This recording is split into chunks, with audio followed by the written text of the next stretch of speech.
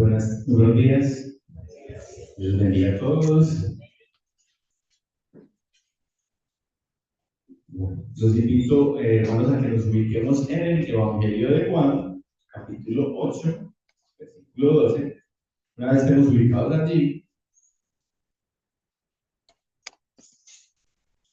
en señal de reverencia para escuchar la palabra de Dios, nos vamos a poner de pie. Vamos a leer hoy y a estudiar los versículos 12 al 20. Juan, capítulo 8, versículos 12 al 20.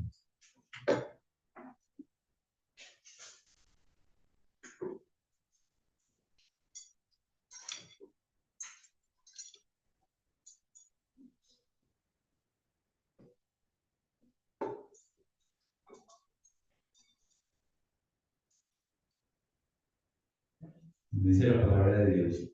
Versículo 12.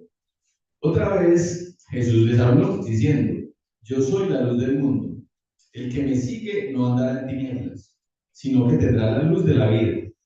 Entonces los fariseos le dijeron: Tú das testimonio acerca de ti mismo, tu testimonio no es verdadero.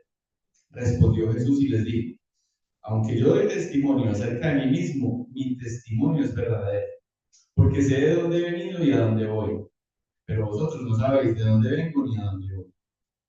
Vosotros juzgáis según la carne, yo no juzgo a nadie. Y si yo juzgo, mi juicio es verdadero, porque no soy yo solo, sino yo y el que me envió, el Padre. Y en vuestra ley está escrito que el testimonio de dos hombres es verdadero. Yo soy el que doy testimonio de mí mismo y el Padre que me envió da testimonio de mí. Ellos le dijeron: ¿Dónde está tu Padre? Respondió Jesús: Ni a mí me conocéis ni a mi Padre. Si a mí me conocieseis, también a mi Padre conoceríais. Estas palabras habló Jesús en el lugar de las ofrendas, enseñando en el templo, y nadie le prendió porque aún no había llegado su hora. Amén. Señor, te damos muchas gracias esta mañana por la posibilidad que nos das de congregarnos, de estudiar tu palabra, Señor. Reconozco delante de ti, Señor, mi incapacidad para hablar de los asuntos de Dios. Pero, Señor, sabemos que únicamente a través del Espíritu Santo, y porque a ti te place, Señor, podemos abrir las Escrituras y entenderlas. Entonces te pedimos en este momento la asistencia del Espíritu Santo, para que tu palabra sea expuesta fielmente y para que todos nosotros, quienes la escuchamos, podamos, Señor, comprenderla y posteriormente practicarla. Ponemos pues en tus manos, Señor, este momento y lo pedimos en el poderoso nombre de Jesucristo, el que es luz, nuestro Señor y Salvador. Amén. Hermanos, un cordial saludo a todos los aquí presentes, a quienes posteriormente escuchen este mensaje, y que sea el Espíritu Santo y que sea Dios mismo hablándonos hoy a nuestro corazón. Entonces, como en la Biblia, en la versión de la Reina Valera de 1960, dice, lo está titulado: Asimismo he puesto hoy por enseñanza la predicación del día de hoy: Jesús, la luz del mundo. Jesús, la luz del mundo.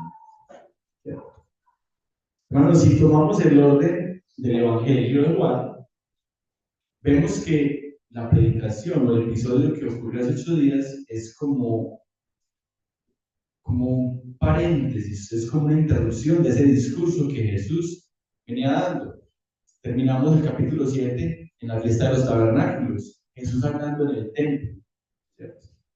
Y apenas termina el capítulo 7, dice que Jesús va al monte de los olivos, dice que al otro día vuelve a enseñar en el templo, y ahí es cuando traen a la mujer, ¿cierto? Representan a la mujer diciendo que, o esperando, que bajo la ley fuera juzgada y fuera apedreada, ¿cierto? Y todo eso fue lo que vimos hace 8 días, ¿sí? En tanto termina este episodio, este paréntesis, retoma el relato ahí en el versículo 12 donde vamos, ¿cierto? Dice: otra vez Jesús les habló diciendo. Entonces, ahí nos ubicamos pues en nuestro texto. ¿Sí? Versículo 12 dice, otra vez les habló diciendo, yo soy la luz del mundo, el que me sigue no andará en tinieblas, sino que tendrá la luz de la vida. Entonces, acá nos encontramos el segundo gran yo soy de los 7 yo soy que nos encontramos en el Evangelio de Juan. Cuando estábamos en la introducción del Evangelio de Juan, mencionábamos eso. Y anteriormente, cuando mencionamos el primer gran yo soy, dijimos que en la Biblia, en el Evangelio de Juan, nos encontramos siete gran yo soy, ¿cierto? Entonces, el primero fue en Juan, capítulo 6, versículo 35, cuando Jesús dijo, yo soy el pan de vida. El que viene a mí nunca tendrá hambre y el que en mí cree no tendrá sed jamás. Entonces acá nos encontramos este segundo yo soy. En el Evangelio de Juan, puse a buscar, y en el Evangelio de Juan, la palabra luz aparece 23 veces. 23 veces. Más que en cualquier otro libro de la Biblia. ¿Cierto? Por ejemplo, en el Evangelio de Mateo aparece 7 veces, lo mismo que en el de Lucas, en el de Marcos una vez, en Hechos de los Apóstoles aparece 10 veces. La importancia de estudiar el Evangelio de Juan es impresionante porque Juan nos presenta a Jesús como Dios mismo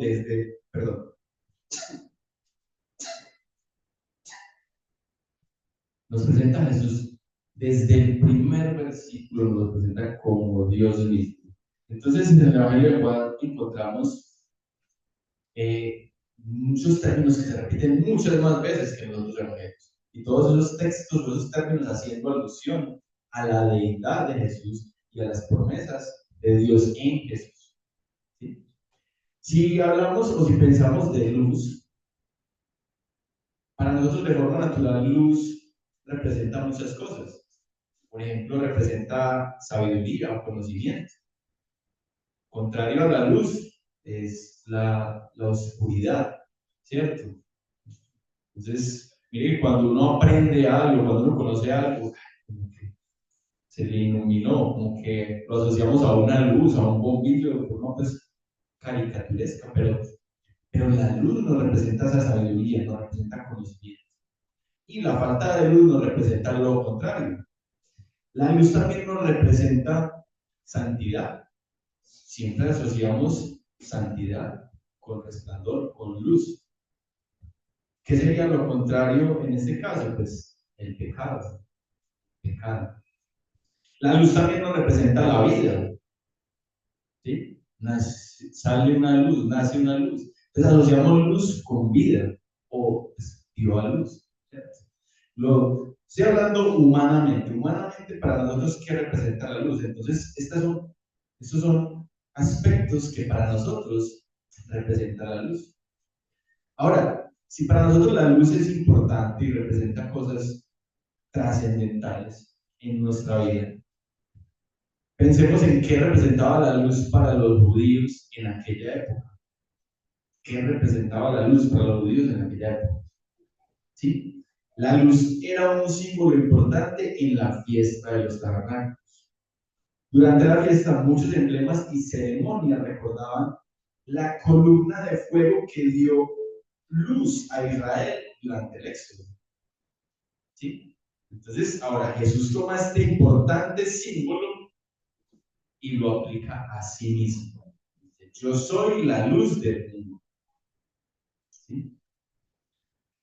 Durante la fiesta de los tabernáculos, hermanos, se encendían dos grandes candelabros en el patio de las mujeres, ubicado ahí en el templo.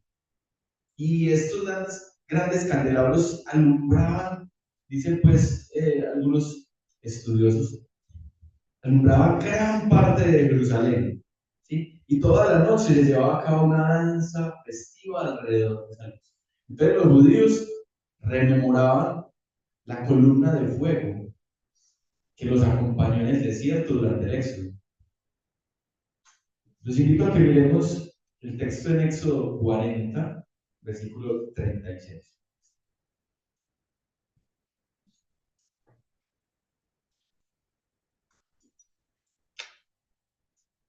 No pierdan hoy de vista el texto en Juan 8, pero los voy a llevar por varios pasajes, bastantes pasajes. Muchos de ellos en el mismo libro de Juan. Les dejo marcado ahí nuestro texto y vamos a movernos hoy.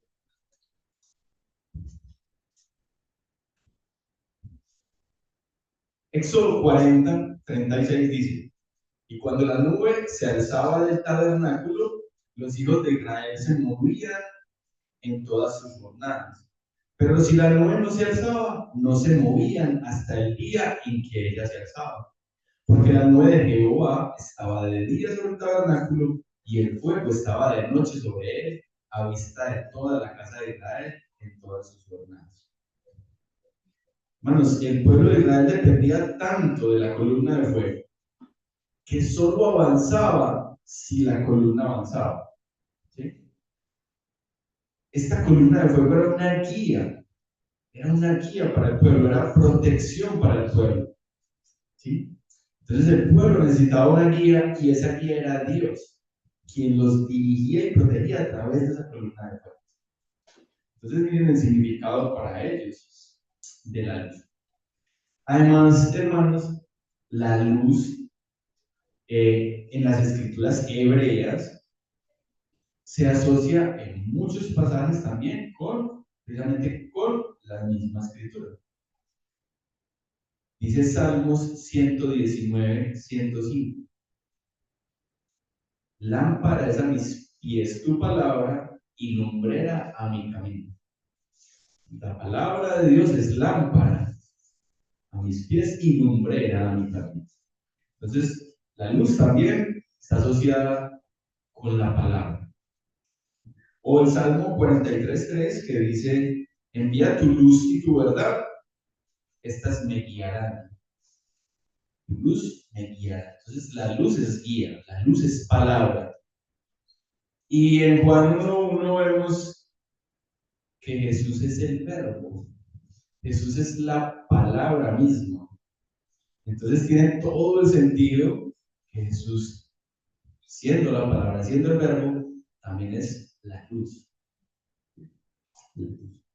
Pero no solamente el significado de la luz para los judíos tenía que estar asociado a lo que sucedió en Éxodo, ¿cierto? Pues a la palabra y a lo que sucedió en Éxodo con la columna de fuego.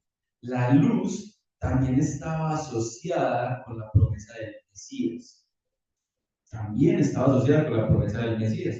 Los invito a que vayamos al libro de Isaías, capítulo 42. Isaías, capítulo 42.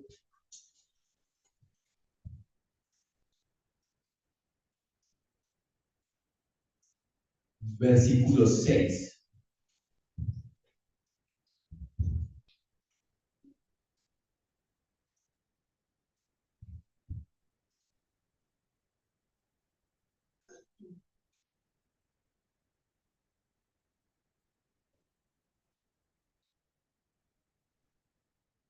Isaías 42, versículo 6.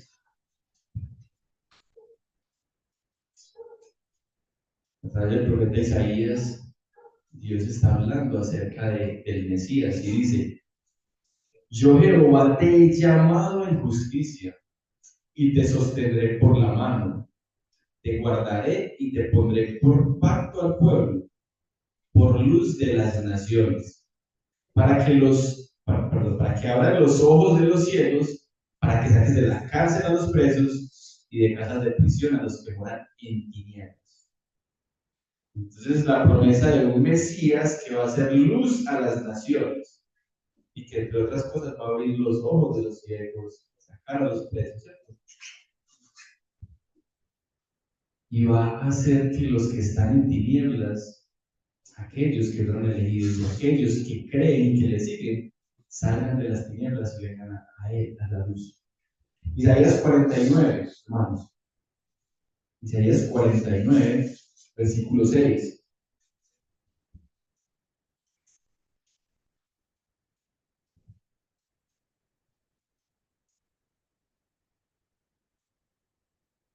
Dice, poco es para mí que tú seas mi siervo para levantar las tribus de Jacob y que restaures el remanente de Israel. También te di por luz de las naciones para que seas mi salvación hasta lo postrero de la tierra. Entonces, la luz, además de representar lo que ya les mencioné, también era una promesa del Mesías que había de darnos el Padre, del Mesías que había de venir a la tierra.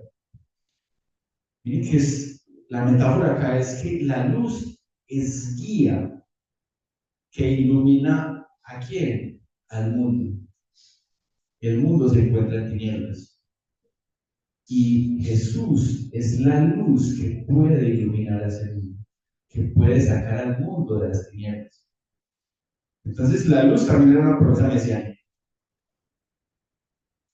Ahora pensemos dónde está diciendo Jesús esto. Jesús en estos momentos está en el templo, en el lugar de las ofrendas, que queda ahí en el patio de las mujeres, en el templo. Está enseñando. ¿Dónde vemos eso? Volvamos a nuestro texto, Juan capítulo 8. Juan capítulo 8.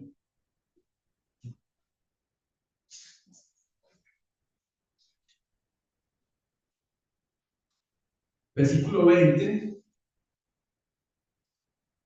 que es el último versículo que vamos a estudiar hoy, dice, estas palabras habló Jesús en el lugar de las ofrendas, enseñando en el templo. O sea, Jesús se encuentra en el templo santo de los judíos, templo de Dios, diciendo, yo soy la luz del mundo, el que me sigue no anda en tinieblas. Esas palabras, hermanos, tenían que impactar mucho, mucho a los judíos. En general, los judíos conocedores de la palabra tienen que entender esto. Y él está diciendo, yo soy el Mesías. Yo soy el verdadero significado del evento de la luz que vivió el pueblo en el desierto. Yo soy ese. Pero además, ¿cómo se los está diciendo? Se le está diciendo, yo soy la luz del mundo. Yo soy. Y sabemos que el término, la palabra yo soy, es el nombre que Dios mismo, o mediante el cual Dios mismo se reveló a Moisés en la zarza. Éxodo capítulo 3. Recordemos ese episodio. Éxodo capítulo 3, versículo 13. ¿Sí? Recuerden lo que ha sucedido con Moisés. ¿Sí? Moisés ya se encuentra por 40 años en el desierto. Está allí y la zarza, hay una zarza ardiendo que no se consume. Y se dirige allá. La voz de Dios le dice, no, quítate tus sandalias, este lugar es santo. Ahí está la presencia de Dios, ¿cierto? Y recuerden que Dios da instrucciones a Moisés. Moisés era el encargado de sacar o de liberar al pueblo del yugo o de la esclavitud egipcia. Y Moisés empezó a poner trabas. Es que yo no soy bueno para hablar, es que, ¿sí? Y, Jesús, y Moisés entonces, en el capítulo 3, versículo 13, dijo Moisés a Dios, bueno, he aquí que llego yo a los hijos de Israel y les digo, el Dios de vuestros padres me ha enviado a vosotros. Si ellos me preguntaren cuál es su nombre, ¿qué les responderé? Y respondió Dios a Moisés, yo soy el que soy. Y dijo, así dirás a los hijos de Israel, yo soy, me envió a vosotros. Hermanos, este nombre es sagrado para los judíos. ¿Sí? Los judíos se cuidaban mucho de no pronunciar este nombre porque es el santo nombre de Dios. Ellos se cuidan de decirlo. Y Jesús por segunda vez usa este nombre para referirse a sí mismo. ¿Sí? Ya había dicho, yo soy el pan de vida. Ahora dice, yo soy la luz del mundo, yo soy la luz de la vida. ¿Sí? Los fariseos entendieron muy bien lo que Jesús dijo de sí mismo. O sea, no vamos a pensar que ahora somos nosotros quienes lo entendemos porque tenemos ya toda la revelación, tenemos toda la escritura. Ellos también lo entendieron. Ellos no eran ingenuos, ellos no desconocían de qué estaba hablando Jesús. Muestra de ello, nuestro texto, capítulo 8, Juan.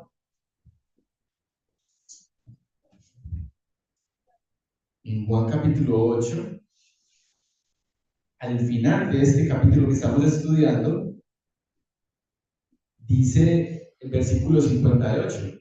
Jesús les dijo, de cierto os digo, bueno, hay muchas cosas que suceden antes, pero aquí terminando, Jesús les dijo, de cierto os digo, antes que Abraham fuese, yo soy. Tomaron entonces piedras para arrojárselas, pero Jesús se escondió y salió del templo y atravesando en medio de ellos se fue. Entonces es claro que cuando Jesús está diciendo yo soy, está diciendo que Él es Dios. Y los judíos están entendiendo esto y se ofenden y procuran matar.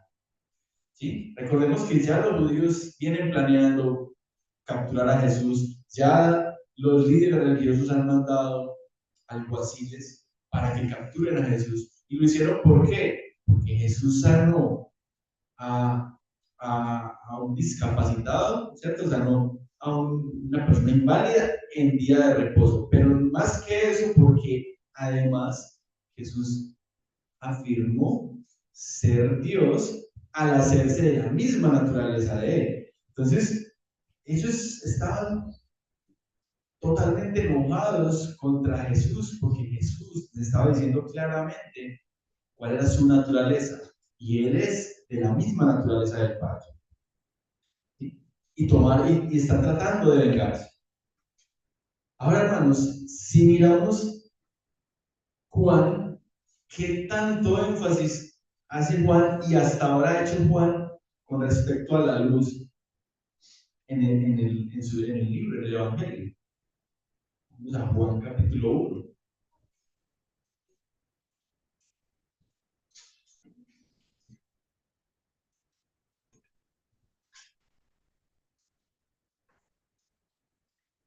Juan capítulo 1, versículo 4, dice, en él, hablando de Jesús, en él estaba la vida, y la vida era la luz de los hombres. La luz de las tinieblas resplandece, y las tinieblas no prevalecieron contra ella. Está Juan hablando acerca de Jesús.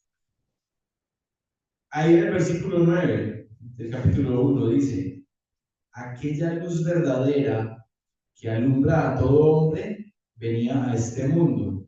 En el mundo estaba y el mundo por él fue hecho, pero el mundo no le conoció. Y en Juan capítulo 3, versículo 19 también nos dice, y esta es la condenación, que la luz vino al mundo y los hombres amaron más las tinieblas que la luz, porque sus obras eran malas. Entonces, Juan ha sido muy cuidadoso y muy enfático en hablarnos de la luz de la vida, la luz del mundo, de Jesús, ¿cierto? Y lo hace desde el principio del Evangelio hasta, ¿cierto? Y durante todo el Evangelio, como les decía, durante 23 apariciones, la palabra luz. Entonces, también miremos que cada que aparece la palabra luz, o cada vez que se menciona a Jesús como la luz del mundo, hay un contraste o hay una contraparte. Mire que ahí en Juan 1:4 dice, que en él estaba la vida y la vida era la luz de los hombres, pero dice, la luz en las tinieblas resplandece, y las tinieblas no prevalecen contra ella. Entonces, la luz del mundo es Jesús. Las tinieblas, en las tinieblas, estamos todos o están todos aquellos que no siguen la luz, que no siguen a Jesús. ¿Quién está uno está bajo la autoridad de Jesús o en las tinieblas. Enseguida, más adelante en un texto vemos que aquellos que están en tinieblas están bajo la potestad de quién. ¿Sí? En Juan 1:9, el contraste entre luz es mundo, ¿cierto? Él en el mundo estaba y el mundo por él fue hecho, pero el mundo no le conoció. A esa luz verdadera que nos habla ahí, capítulo 1, versículo 9, que alumbra a todo hombre, el mundo no le conoció, el mundo le rechazó. ¿Cierto? Además, ahí el versículo le dice: en el mundo estaba y el mundo por él fue hecho, pero el mundo no le conoció. A los suyos vino y los suyos no le recibieron. Y ahí en el versículo, en Juan 3, el contraste también es con las tinieblas, porque todo aquel que hace lo malo aborrece la luz y no viene a la luz, para que sus obras no sean reprendidas. ¿Sí? El que hace lo malo rechaza a Jesús. ¿Para qué? Para que sus obras no sean reprendidas. Entonces la luz vino al mundo, pero las tinieblas rechazaron la luz. ¿Sí? El estado natural del hombre es las tinieblas. Es las tinieblas. Volvemos a nuestro texto de estudio. Entonces, no he pasado del primer versículo, pero tranquilos. El 80% del sermón es ese versículo, porque es el centro de esta unidad de pensamiento.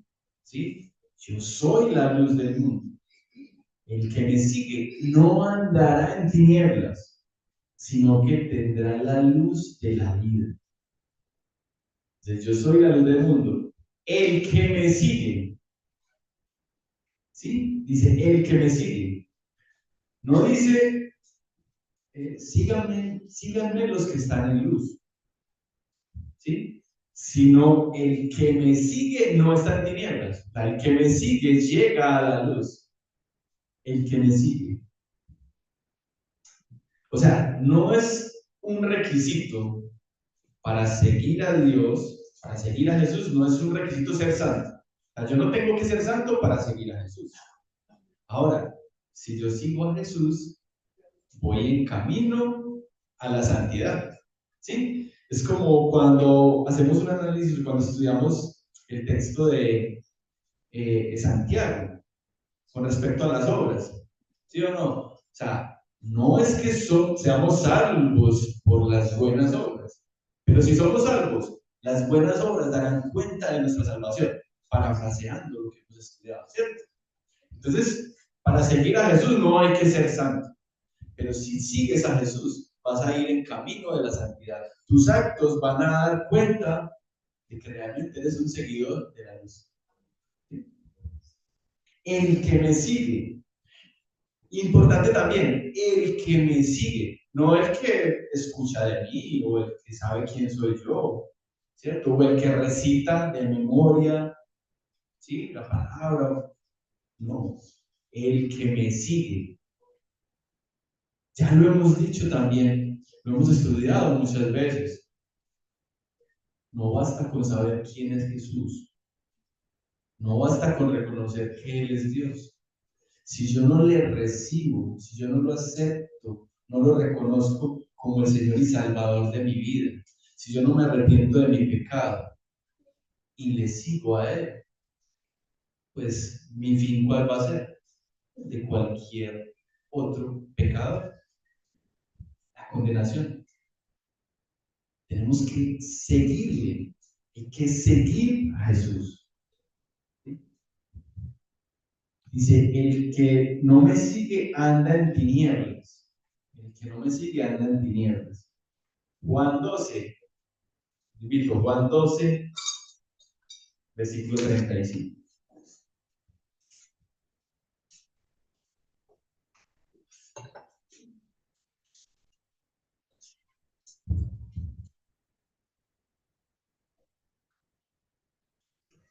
Juan capítulo 12, versículo 35 dice, entonces Jesús les dijo, aún por un poco está la luz entre vosotros. Andad entre tanto que tenéis luz, para que no os sorprendan las tinieblas, porque el que anda en tinieblas no sabe a dónde va. El que anda en tinieblas no sabe a dónde va. ¿Sí? Aprovechemos que la luz está con nosotros. Habrá un momento en que no podremos tener acceso a esa luz. Entonces, el que me sigue no andará en tinieblas. Jesús siendo la luz del mundo, trae luz a los que le siguen. Cuando lo seguimos, permanecemos en la luz y no andamos en tinieblas. Por ello debemos andar en luz, o sea, en Cristo. Debemos buscar la luz, o sea, que debemos buscar a Cristo en las Sagradas Escrituras. Si no lo hacemos, estaremos en tinieblas y no iremos a un buen lugar. Estaremos perdidos. ¿Sí?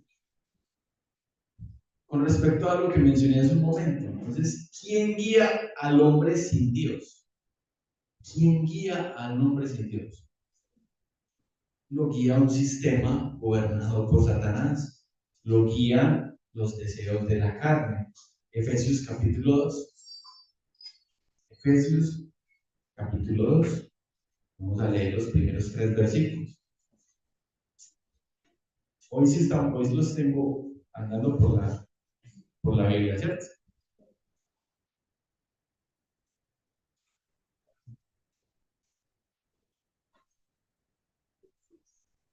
Efesios capítulo 2, versículo 1.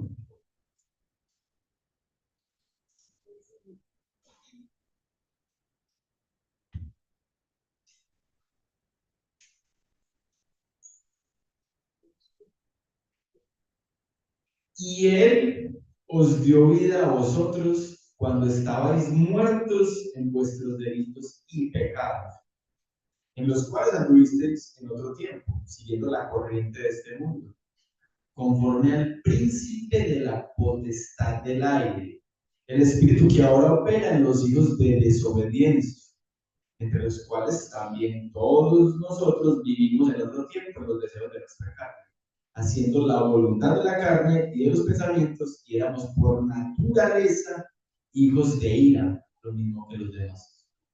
El estado natural del hombre, ¿cuál es? Muerte. Muerto en sus propios delitos y pecados. Ese es el estado del hombre. Pero Jesús vino y dio su vida en rescate por algunos. Y aquellos que le reciben y le siguen son rescatados de ese estado. Pero si seguimos los deseos de la carne o nuestro corazón y no los deseos de Dios, estamos condenados. Esa es nuestra naturaleza. El objetivo de nuestra existencia, hermanos, es darle la gloria a Dios. ¿Y cómo le damos la gloria a Dios? Pues, ay, sí, ahorita lo vamos a alabar, vamos a entrar unos himnos bonitos, sí, eso hace parte. Pero yo puedo cantar unos himnos muy bonitos durante una hora y después salir al mundo a hacer lo que mi corazón y mi carne desea hacer, ¿cierto? Entonces, para darle la gloria a Dios hay que seguir la luz, hay que seguir a Cristo, hay que hacer su voluntad y no la nuestra. Primera de Juan, capítulo 2, versículo 15 al 17 dice: no améis al mundo ni a las cosas que están en el mundo. Si alguno ama al mundo, el amor del Padre no está en él. Porque todo lo que hay en el mundo, los deseos de la carne, los deseos de los ojos y la vanagloria de la vida, no proviene del Padre, sino del mundo. Y el mundo pasa y sus deseos, pero el que hace la voluntad de Dios permanece para siempre.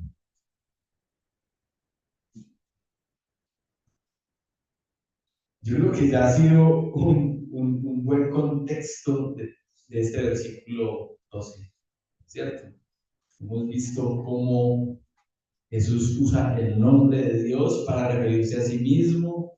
Vemos el significado que tiene entre nosotros la luz y que esa luz es Cristo. Vimos como el significado o lo que representaba la luz para los judíos, que de hecho en la fiesta celebraban la luz, rememorando lo que Dios había hecho con ellos en el desierto. También vimos esa promesa de un Mesías que vendría al mundo para hacer luz a las naciones, ¿cierto? Vemos todo eso.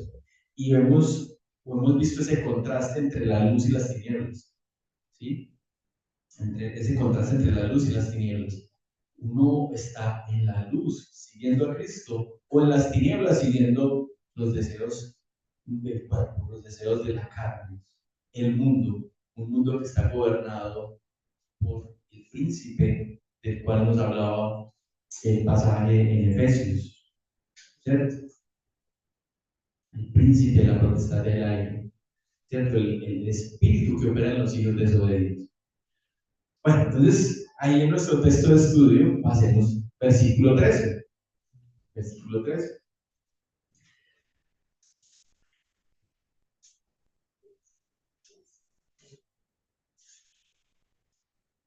Versículo 13 dice, Juan 8, versículo 13. Juan 8. Entonces los fariseos le dijeron, tú das testimonio acerca de ti mismo, tu testimonio no es verdadero. O sea, si yo como y me paro acá y les digo, no, yo soy el que más sabe, yo soy la persona más tesa para hacer esto, ustedes me miran y ¿qué certifica eso? O sea, tú dices eso, o quién más lo dice, o dame una credencial que certifique que efectivamente tú eres eso. Entonces, no está mal pensar que para que algo sea cierto, al menos deben haber dos o más testigos. De hecho, es un principio. Es un principio. Ese principio lo encontramos en Levítico capítulo 19, versículo 15. Levítico capítulo 19, versículo 15 dice, no se tomará en cuenta a un solo testigo contra ninguno en cualquier delito ni en cualquier pecado. En relación con cualquiera ofensa cometida, solo por el testimonio de dos o tres testigos se mantendrá la acusación. ¿Sí? Entonces, era un principio, y como principio, a pesar de que acá en Levítico está hablando acerca de alguien que comete un pecado, alguien, ¿cierto? Es un principio que se puede aplicar a diversas situaciones. Entonces, ellos la aplican y, bueno, en parte tienen razón por lo que les decía, uno se hace esa pregunta. ¿Sí? Si Jesús está afirmando ser el yo soy, está afirmando ser la luz del mundo, entonces la pregunta inmediata es ¿según quién? O muestra aquello que acredita quién eres, ¿cierto? Pero no olvidemos, hermanos, que Jesús ya mismo había dicho que efectivamente la palabra era cierta si había varios testigos a favor. Pero en Juan capítulo 5, Jesús mostró allá 4 testigos. Recuerdo que ese texto corresponde también enseñarlo a mí. Y en ese texto vimos cómo Jesús les presentó 4 testigos. Vamos ahí a Juan capítulo 5. Juan capítulo 5, versículo 31. Allí Jesús dijo, si yo doy testimonio acerca de mí mismo, mi testimonio no es verdad. Juan 5, 31. Si yo doy testimonio acerca de mí mismo, mi testimonio no es verdad. Y vemos ahí como en los versículos siguientes Jesús presenta varios testigos, ¿cierto? Él decía, Juan dio testimonio de mí mismo, Juan dio testimonio de Cristo. Las obras que yo realizo, las obras que realiza Jesús, dan testimonio de Jesús. El Padre da testimonio de Jesús, ¿cierto? Y las Escrituras dan testimonio de Jesús. ¿Sí? Pero continuando con nuestro texto, entonces en el versículo 14, respondió Jesús y les dijo, aunque yo doy testimonio acerca de mí mismo, mi testimonio es verdadero, porque sé de dónde he venido y a dónde voy. Pero vosotros no sabéis de dónde vengo ni a dónde voy. Entonces, ellos están pidiendo, tú dices esto, ¿quién más da testimonio acerca de ti? Jesús aquí les da a entender, vean, yo mismo, a pesar de que el testimonio de una sola persona no sería tomado como válido únicamente por una persona, mi testimonio es verdadero porque yo sé de dónde vengo y a dónde voy. Ustedes no lo saben, yo sí lo sé. ¿Sí? O sea, el testimonio mío es el testimonio de la luz misma. Yo mismo soy Dios y yo puedo dar testimonio de mí. Pero además, el Padre también da testimonio de mí. Lo vemos más adelante. Entonces, mi testimonio es verdadero porque a diferencia de ustedes, yo sí sé de dónde vengo y sé a dónde voy. Esas son dos de las grandes incógnitas del ser humano, ¿no? De las preguntas que se han hecho los filósofos. ¿De dónde venimos? ¿A dónde vamos? La luz da testimonio de sí misma. Cuando la luz está encendida, hace falta algo más para saber que está encendida. Entonces, la luz está prendida. Ay, demuéstrenme que está prendida. Se ve, es claro, ¿cierto? Además, yo lo sé, pero ustedes no lo saben. Entonces, hermanos, los judíos creen saber acerca de Jesús, pero no tienen ni idea de su procedencia. ¿Sí? Recuerden que ellos piensan que Jesús es Galileo y Jesús nació en Belén.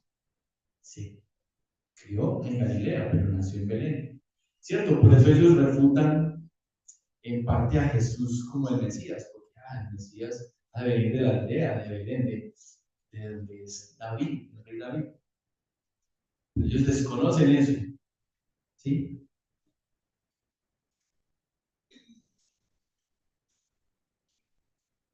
Además, ellos no tienen ni idea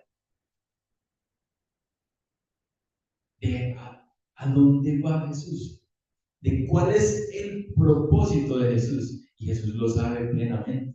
Jesús tomó forma de hombre, nació de la Virgen María, vivió como un hombre, pero era Dios, gran misterio, 100% hombre, 100% Dios, padeció siendo inocente, pagó por nuestros pecados y murió por nosotros en la cruz.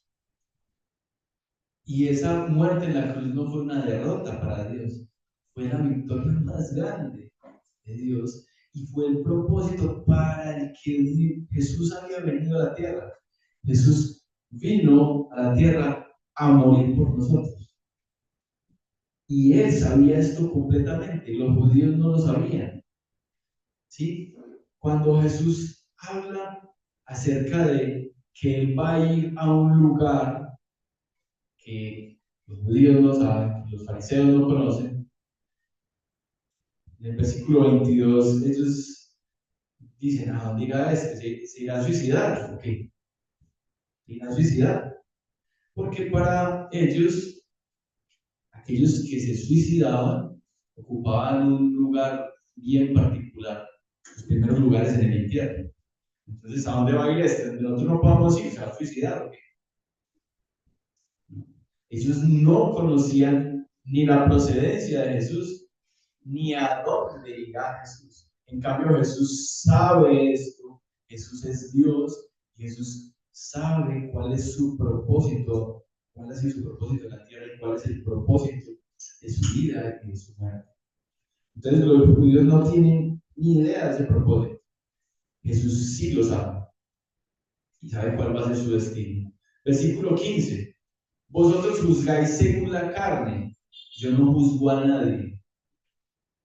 ¿Sí? Ustedes juzgan según sus propias leyes, pero yo no juzgo. Acabamos de ver cómo querían juzgar de una manera injusta a una mujer adúltera, ¿cierto?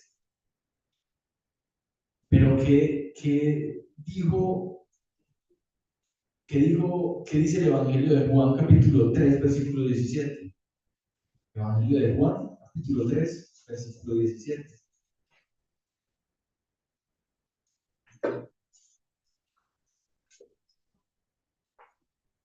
Dice, porque no envió Dios a su Hijo al mundo para condenar al mundo, sino para que el mundo sea salvo por él. ¿Sí? Ahora, si el mundo no le recibe, el estado natural es la condenación, el estado natural del hombre. Dios envió a su Hijo para que los que crean en Él sean salvos. Pero si no creen en Él, si no le siguen, ¿sí? Pero lo envió para salvar al mundo, no para condenar al mundo.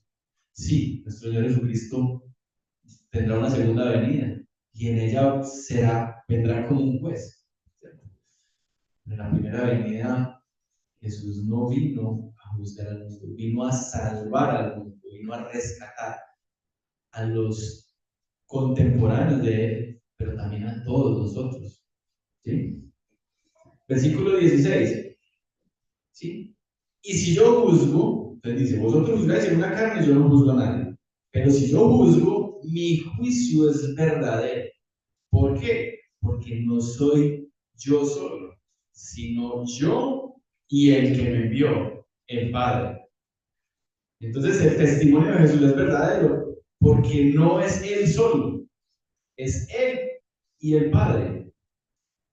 O sea, vuelve a decirles que su testimonio es el Padre. Él da testimonio de sí mismo, pero el Padre también da testimonio de sí mismo. Necesitaban dos, aquí tienen dos. Ya antes les había mostrado cuatro, ¿cierto? Dos. ¿Y qué tal dos personajes? O sea, dos personajes de la Trinidad de Dios. Dios el Padre y Dios el Hijo. ¿Sí? Entonces él está diciendo que si juzga, lo hace junto con el Padre. Nuevamente Jesús se está haciendo semejante al Padre. Esto debe haber causado mucha indignación en los judíos, muchísima, ¿cierto? Mucha indignación en los fariseos, pero para nuestro tiempo también tiene que ponernos a pensar, porque hay muchas personas que sostienen que Jesús nunca afirmó ser Dios, ¿cierto? Y que dicen que no, Jesús es el es hijo de Dios, sí, pero no es Dios. O Jesús fue una gran persona que habitó y que enseñó el amor, pero él nunca dijo que fue Dios. Hermanos, alguien que diga eso no puede haber leído, no puede haber estudiado el Evangelio de Juan. ¿Cuántas veces en el Evangelio de Juan vemos a Jesús refiriéndose a sí mismo como Dios, como el Hijo de Dios, como el Salvador del mundo, como el pan de vida? ¿Sí? Entonces hay que considerar aquellos aquellos que dicen que Jesús no es Dios, deberían considerar este y muchos otros pasajes. ¿Cierto? Versículo 17. Y en nuestra ley está escrito que el testimonio de dos hombres es verdadero. Entonces Jesús les confirma que sí, que el testimonio es verdadero por dos o más, y que efectivamente dan testimonio de él, tanto él como el Padre. El testimonio de Jesús es verdadero porque es luz y porque el Padre da testimonio de Jesús. Los judíos sabían que Jesús estaba de parte de Dios, hermanos. Ellos sabían eso. Los fariseos lo sabían. Digan, no, pues, ¿por qué le atacaban? Ellos sabían. Recordemos la conversación entre Jesús y Nicodemo. Vamos a ir al capítulo 3 nuevamente.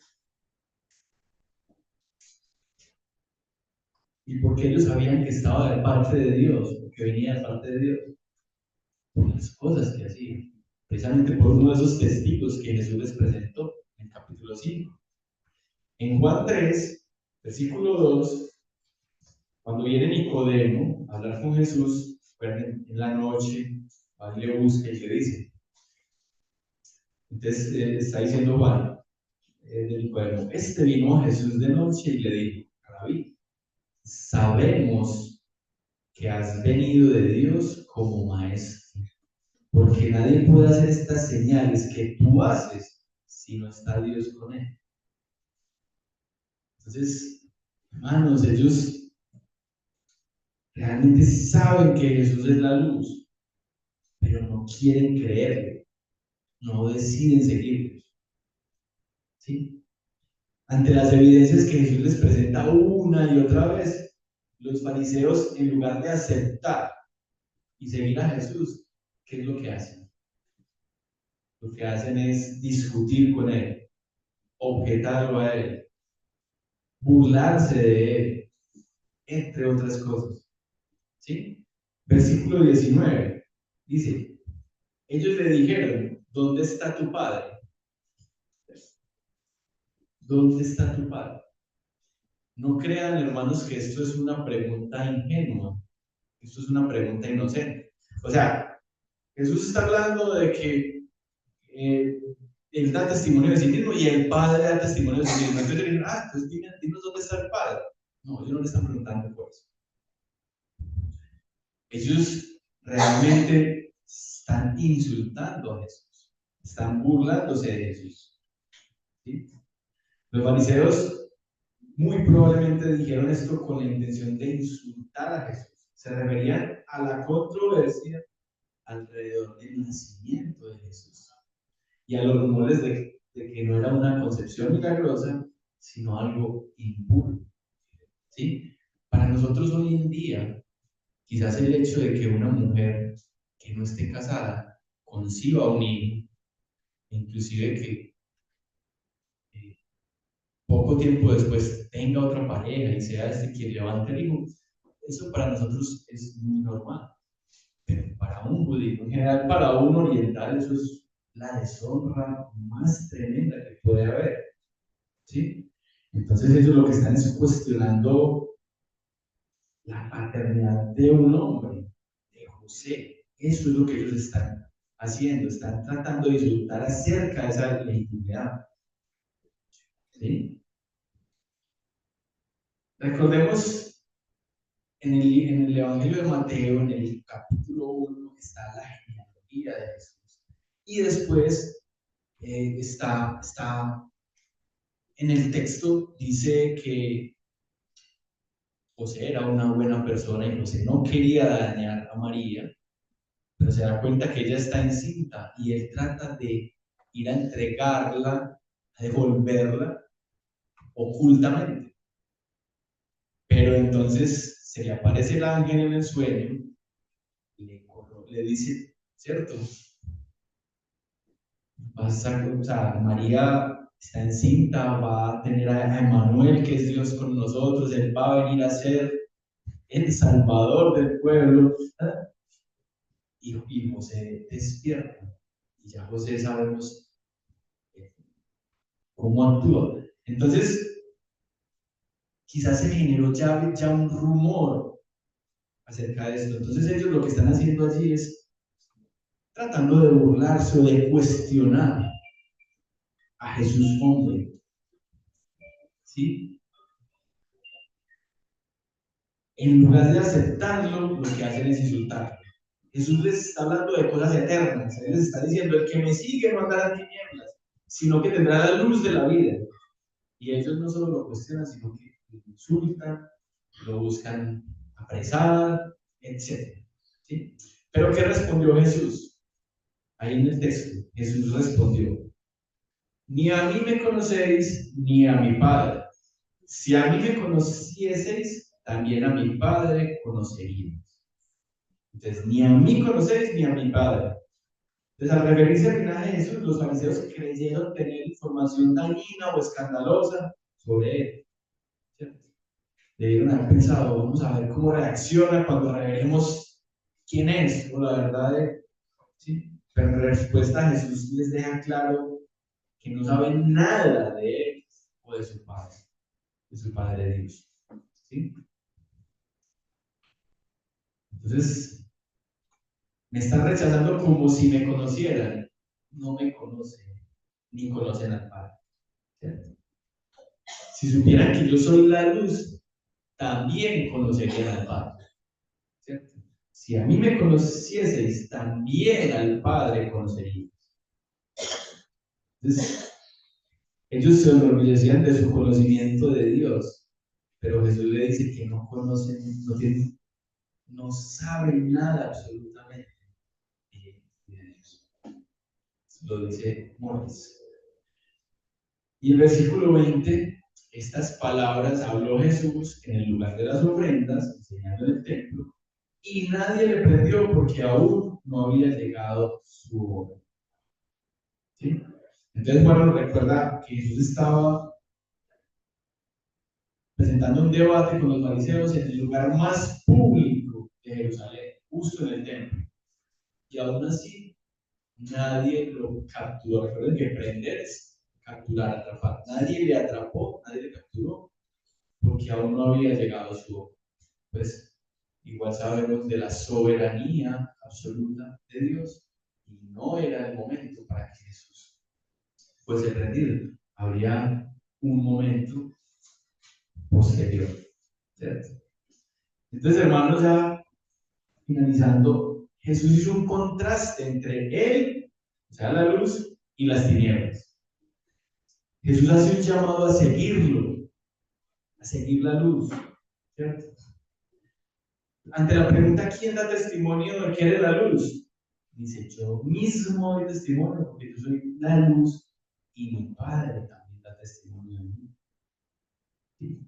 Las tinieblas aborrecen la luz. El rechazo de Jesús no es un problema de conocimiento, no es un problema intelectual, y lo vemos precisamente cuando un fariseo, Nicodemo, dice, sabemos que viene el maestro de parte de Dios, ¿cierto? No es un problema de conocimiento. Jesús ya les ha expuesto de muchas formas, les ha mostrado quién es. No es de conocimiento, es un problema de moral. Es un problema de moral. ¿Sí? Los invito a que vayamos ahí a Juan, capítulo 3, versículo 17. Ya vimos, ya leímos precisamente ese versículo, vamos a leer hasta el 20.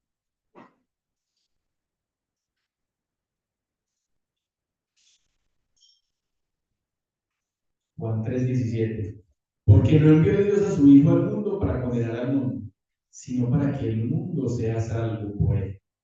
El que me cree no es condenado, pero el que no cree ya ha sido condenado, porque no ha creído en el nombre del unigénito Hijo de Dios. Y esta es la condenación. La luz vino al mundo y los hombres amaron más las tinieblas que la luz, porque sus obras eran malas. Porque todo aquel que hace lo malo aborrece la luz y no viene a la luz, para que sus obras no sean repetidas. Juan capítulo 15, versículo 24 dice, Jesús, si yo no hubiese hecho entre ellos obras que ningún otro ha hecho, no tendrían pecado. Pero ahora han visto y han aborrecido a mí y a mi Padre. Pero esto es para que se cumpla la palabra que está escrita en su ley. Sin causa me aborrecieron. Hermanos, a Jesús lo aborrecieron por hacer milagros, por hacer el bien, por predicar el evangelio, por proclamar que Él era el cumplimiento de las profecías. Por eso aborrecieron a Jesús. ¿Sí? ¿Cómo podrían comprobar la veracidad de las palabras de Cristo? O sea, cómo se sabe que la luz es luz? Siguiendo, siguiendo. Jesús es una luz que seguir. No hay que solamente contemplar. O sea, no hay que saber que existe. Simplemente hay que seguirla. Y la invitación que Jesús nos hace en las Escrituras es a que le sigamos. Yo soy la luz del mundo. El que me sigue tiene la luz de la vida.